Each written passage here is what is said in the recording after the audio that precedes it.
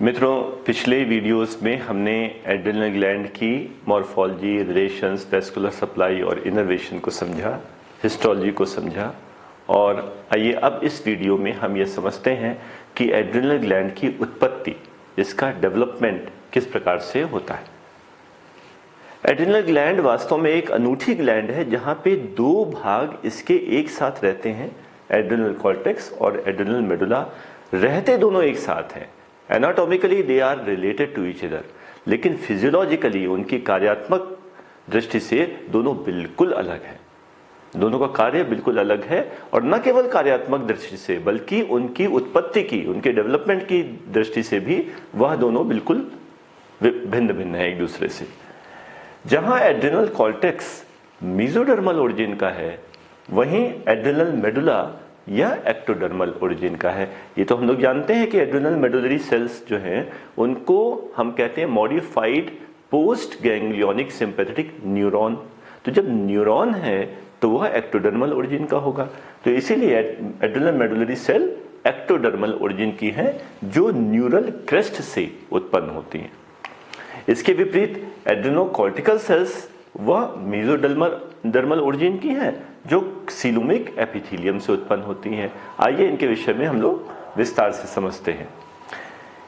Embryo में, भ्रूण में जो एक सेंट्रल सीलोमिक कैविटी होती है, उस कैविटी के चारों ओर की जो सेल है वह कहलाती है coelomic epithelium.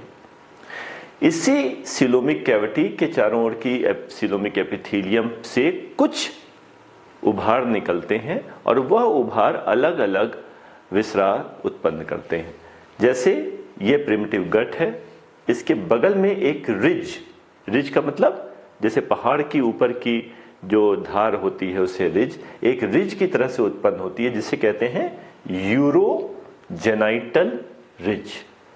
Euro means something related to kidney, genital related to genitalia. तो ऐसे रिज, ऐसा उभार जहां की सेल्स क्या उत्पन्न करें, गोनैड्स उत्पन्न करें, और यूरो मीन्स किडनी उत्पन्न करें। तो किडनी और गोनैड्स उत्पन्न करने वाली यह यूरोजेनाइटल रिज उत्पन्न होती है, जो गोनैड्स का, टेस्टिस और ओवरी का विकास करती है, और किडनीज का।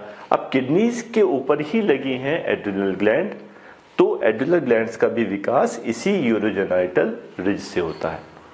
तो यह जो हमारा एम्ब्रियो है, जो उसकी सीलोमिक कैविटी है, प्रिमिटिव गट है, तो इसके पीछे, इसके डॉर्सल पार्ट में स्पाइनल कॉर्ड और डॉर्सल एओर्टा, यह भी आप देख सकते हैं।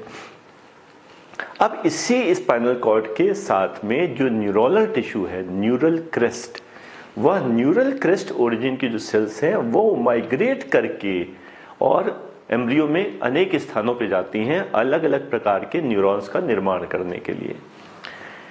तो यही जब आगे एंटीरियरली माइग्रेट करती है, वेंट्रली माइग्रेट करती हैं, तो एओर्टा के बगल में पैरा एओर्टिक, और एओर्टा के आगे प्री एओर्टिक। तो पैरा एओर्टिक और pre aortic ganglion, sympathetic ganglion, वह भी यही बनाती हैं।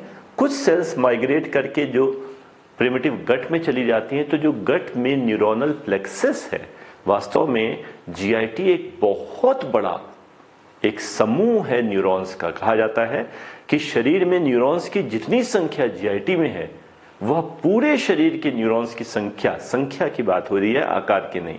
पूरे शरीर के न्यूरॉन्स की संख्या के बराबर न्यूरॉन्स तो हमारे जीआईटी में ही उपलब्ध रहते हैं। इसलिए उसको कहते हैं जो एलिमेंट्री नर्वस सिस्टम, ये अपने आप में एक संपूर्ण एंटिटी है।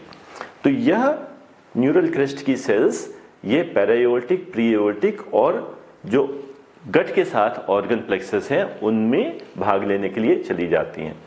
यही कुछ सेल्स जो हमारी यूरोजेनाइटल एपिथेलियम के साथ जो एड्रिनल ग्लैंड विकसित हो रही है, उस एड्रिनल ग्लैंड से भी आके मिल जाती हैं, और यही एड्रिनल मेडुला का निर्माण करती हैं। न्यूरल क्रेस्ट की एक्टोडर्मल ओरिजिन की सेल एड्रिनल मेडुला, और यूरोजेनाइटल एपिथेलियम, सीलोमिक एपिथेलियम से उत्पन्न होने वाली सेल एड्रिनल कॉर्टेक्स। तो इस प्रकार से यूरोजेनाइटल रिज जो उत्पन्न हुई, उसमें पहले एक उभार जो आया उसको कहते हैं प्राइमोर्डियम। एड्रिनोगोनैडल प्राइमोर्डियम, जो कि एड्रिनल और गोनैड्स इनका निर्माण करेगी ये वीक 4 में। उसमें से विकसित होके एड्रिनल प्रीमोर्डियम जो केवल एड्रिनल का निर्माण करेगी, जो और विकसित करके एड्रिनोकॉर्टिकल प्रीमोर्डियम जो एड्रिनल कॉर्टेक्स का निर्माण करेगी। तो इस प्रकार से सीलोमिक एपिथेलियम के एक भाग से विकसित होते होते एड्रिनोकॉर्टिकल प्रीमोर्डियम वीक 8 में उत्पन्न हो जाती है, जो एड्रिनल कॉर्टेक्स का निर्माण करती है।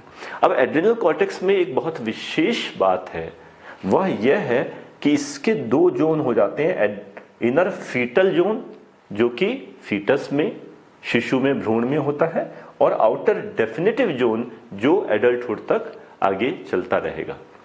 तो एक फीटल जोन, एक विशिष्ट जोन एड्रिनल कॉर्टेक्स में फीटल लाइफ में बनता है वीक 8 के बाद, और इसी के साथ आके जब न्यूरल क्रेस्ट की सेल्स वीक 9 में मिल जाती हैं तो वो एड्रिनल मेडुला का निर्माण करती हैं। तो अब अगर हम इसको इस चित्र के माध्यम से समझें तो ये सीलोमिक कैविटी, इसके चारों ओर सीलोमिक एपिथेलियम, यह सीलोमिक एपिथेलियम विकसित हुआ आउटर डेफिनेटिव कॉर्टेक्स और इनर फीटल कॉर्टेक्स में, और इसी में न्यूरल क्रेस्ट की सेल्स आके मेडुला मिल गई। तो एड्रिनल कॉर्टेक्स यहाँ पे क्या है, 2 भागों में विभाजित है, फीटल कॉर्टेक्स और डेफिनेटिव कॉर्टेक्स में।